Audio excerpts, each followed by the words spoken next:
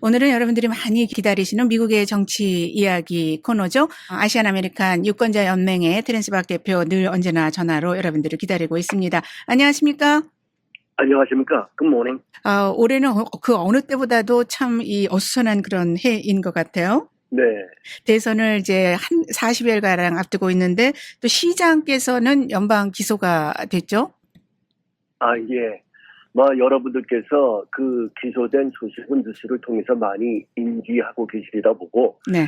왜 뉴욕시가 세계의 수도며, 왜 세계의 이목이 뚱되는지 간단히 말씀드리면, 네. 뉴욕시의 10대를 대표하는 세 가지 부분의 독보적인 대표성이 뉴욕시에 존재하고 있기 때문입니다. 이 세 가지의 특성은 좀처럼 다른 도시로 교체되기 불가능하기 때문이죠. 첫째는 뉴욕시는 세계 경제의 수도입니다. 둘째는 유엔이 있는 세계 정치의 수도이고, 셋째는 현대 세계 문화의 발상지이기 때문입니다. 예를 들면은 세븐티 애비뉴의 패션, 세계의 패션을 리드하고 뉴욕 타임스의 베스트셀러, 전 세계의 문학과 여론을 리드하고 110년이 넘는 역사를 지닌 빌보드 차트, 팝컬처의 역사적인 그 차트 등입니다. 이렇게 해서 말씀드리면 뉴욕에서 뜨면 세계적으로 뜨기 때문입니다. 그래서 뉴욕시의 시장이 되면 대권을 바라보는 반열에 오르게도 되고, 뉴욕 시장은 전 세계가 다 알지만 뉴욕 주시장은 잘 모를 정도로 뉴욕 시장의 비중은 간단치 않은 것입니다. 해서 뉴욕시 시장이 기세된 점을 크게 다루는 겁니다. 네, 그렇죠. 그런데 지금 현지 뉴욕시장이 이렇게 연방검찰에 기소가 된 거는 처음 있는 일이고, 올해 왜 이렇게 사상 초유의 일이 많이 벌어지는지 모르겠습니다. 네, 그렇습니다. 애석하게도 뉴욕시 시장은 현직 시장으로서 기소가 됐습니다만은 그 뉴욕 시장에 기소된 것은 이제 법정의 투쟁을 통해서 대법원에 의해서 결정이 나고, 네. 그때를 무시해 봐야 되겠습니다. 그렇죠. 네, 우리는 또 미 대선 소식에 집중해야죠. 지금 초박빙 승부가 예상되는 올해 미 대선에서 지금 한 표가 사실 엄청나게 소중한 그런 상황인데요. 대표님께서 말씀하셨다시피 아시안들의 표, 또 부동층들의 표가 어쩌면은 이번 대선의 당락을 결정할 것이다, 이렇게 전망을 하셨는데, 올해는 또 뭐 소위 Z세대 표심이 결정적인 영향을 끼칠 것이다, 이런 네. 말도 나오나요? 그렇습니다. 예, 그 Z세대를 잡느냐 못 잡느냐에 이 대선의 승부가 걸려 있다라고 해도 과언이 아니라고 보고 있습니다. 이 세대, Z세대는 18살에서 27살 사이의 그 유권자를 말하고 있는데, 미국에 이들이 약 4,200만 명으로 추측이 됩니다. 미국 거의 절반은 유색인종이고, 이들이 30세 미만 대선 투표율을 보게 되면 2016년에 44%, 2020년에 53%이기 때문입니다. 즉 미국 전체의 유권자 수가 약 1억 6,100만 명으로 보고 있는데,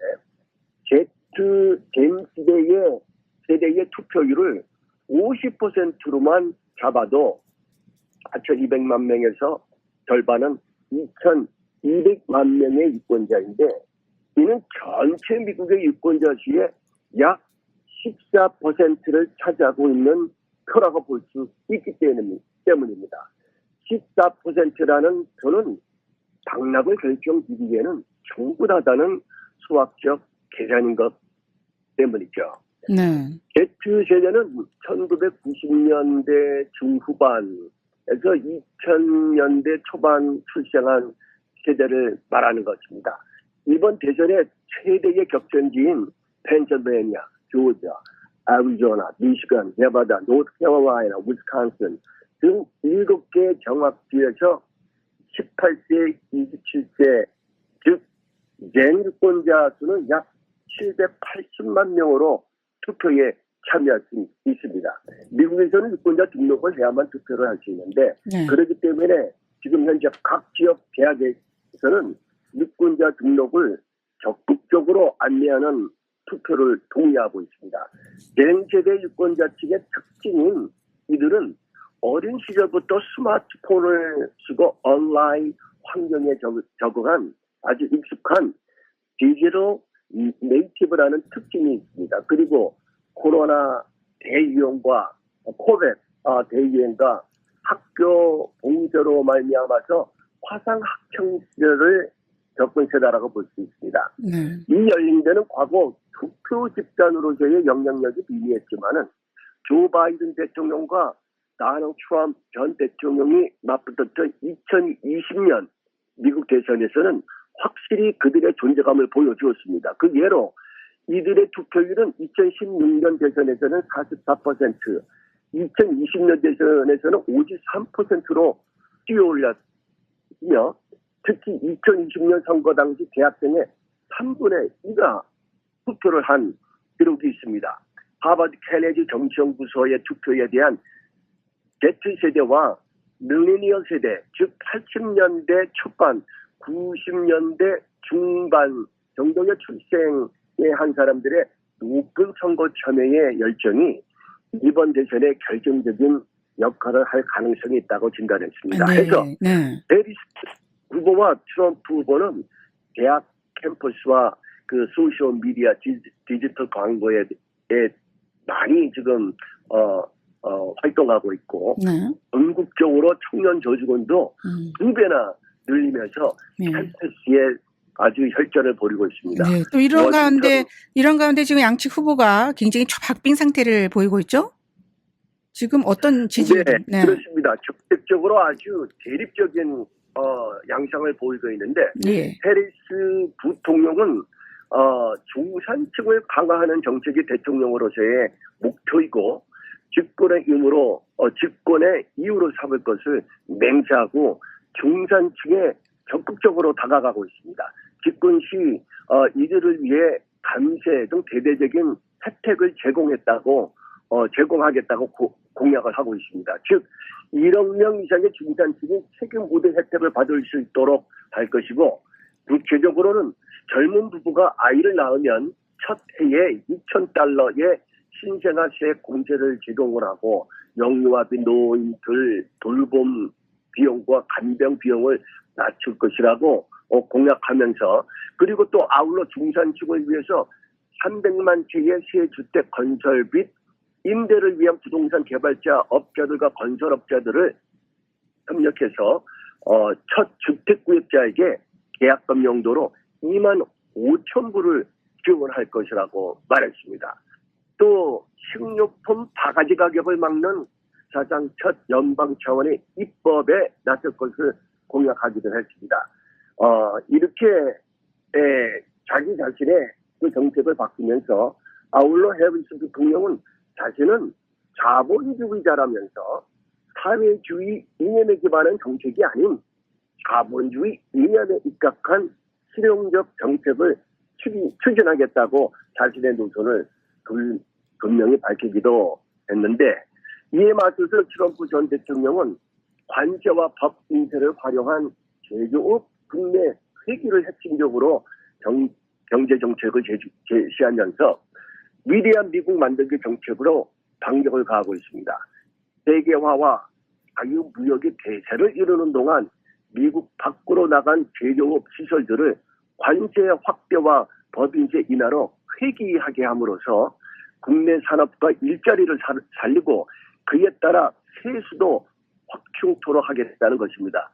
트럼프 전 대통령은 어제 트럼프에 투표하면 나한테 투표하면 중국에서 펜실베니아로 한국에서 노스캐롤라이나로 독일에서 조지아로 제조업 대규모 탈출을 목표화가 될 것이라면서 연방 정부 땅에 극도록 낮은 세금과 규제만 있는 특별구역을 미국 생산자를 위해 만들 것이라고 말했습니다. 아울러 여러분이 미국에서 상품 제조안이 안 된다면은 여러분은 상당한 관세를 내야 할 것이라고 말하면서 멕시코 국경에서 들어오는 모든 차에 100%의 관세를 부과할 것이라고 재차 밝혔습니다. 그리고 2017년 트럼프 감안세에 따라 현재 22%로 낮아진 법인세를 추가로 15%까지 인하하겠다는 자신의 공약을 언급하면서 자기가 대통령으로 되면은 이 제조업의 레네상스 그 시대가 올 것이라고 계획의 핵심을 말하고 있습니다. 결국 트럼프 전 대통령은 법인세 인하와 미국과 경쟁하는 타국 기업의 미국 시장 접근을 어렵게 만드는 그 관세 장벽의 쌍크리로 미국 기업의 이익을 극대화한 뒤 그 혜택이 미국 전체에 돌아갈 수 있도록 하겠다는 구상을 제시한 것으로 볼 수 있습니다. 다시 말하면 이른바 낙수 효과에 기반한 경제 정책으로 미국을 다시 위대하게 만든다는 정책을 제시하면서 양 후보의 정책 선택을 젠 세대와 부동표를 어떻게 공략하느냐에 달려있으면서 대선은 앞으로 38일을 남겨놓고 있습니다. 네, 잘 들었습니다. 그러면 저희들은 이제 다음 주 금요일을 기대하겠습니다. 네, 감사합니다. 안녕히 계십시오.